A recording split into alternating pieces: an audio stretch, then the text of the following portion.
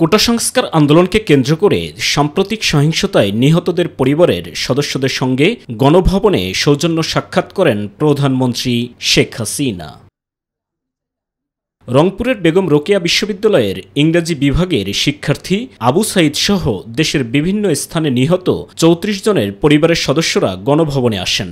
এ সময় আবেগাপ্লুত প্রধানমন্ত্রী শেখ হাসিনাকেও দেখা যায় অশ্রুসজল হতে।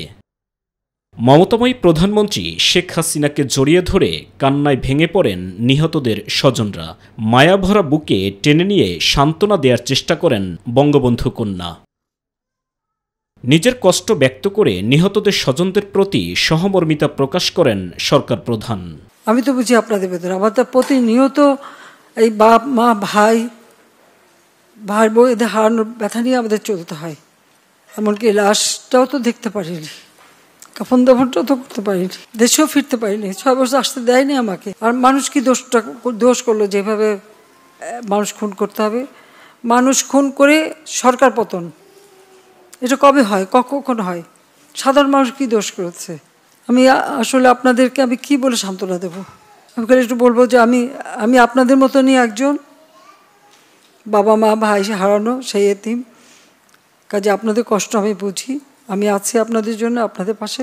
আন্দোলনকে কেন্দ্র করে যারা হত্যাকাণ্ড চালিয়েছে তাদের বিচার নিশ্চিত করতে সকলের সহযোগিতা চান প্রধানমন্ত্রী। আর আমার চেষ্টা থাকবে যারা এই খুনের সঙ্গে জড়িত খুঁজে বের করে তারা অবশ্যই যেন শাস্তি পায়, সেটাই আমার প্রচেষ্টা থাকবে, সেটাই আমি করবো। আপনাদেরও সাহায্য চাই, কারণ আপনাদের কাছেও সাহায্য, যদি আপনারা কিছু জানেন আমাদের জানাবেন, কারণ এইভাবে বারবার বাংলাদেশটাকে নিয়ে খেলা এটা আর হতে দেওয়া যায় না। কাজে আমি আপনাদেরই সাহায্য চাই। আর এটুকু মনে করবেন, আপনজন হারিয়েছে, আপনারা একটা শোক সইতে পারেন না, আর আমি কি শোক সই নিয়ে দিন রাত পরিশ্রম করে যাচ্ছি শুধু কেন এই দেশের মানুষের জন্য।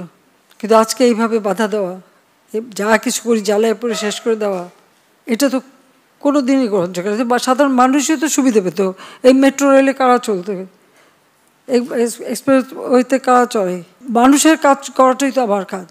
আর মানুষ মেরে লাশ ঝুলিয়ে রাখার মতো এই বর্বরতা, জানোয়ারের মতো ব্যবহার, এটা কি কেউ করতে পারে?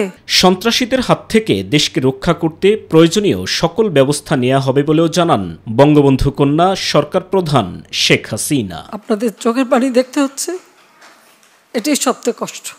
স্বজন হারা ব্যথা ভোলান না, সেটা আমি জানি, তারপরেও আল্লাহ আপনাদের সব দিক, সেটা আমি চাই। সাইদুর রহমান আবির, মাই টিভি, ঢাকা।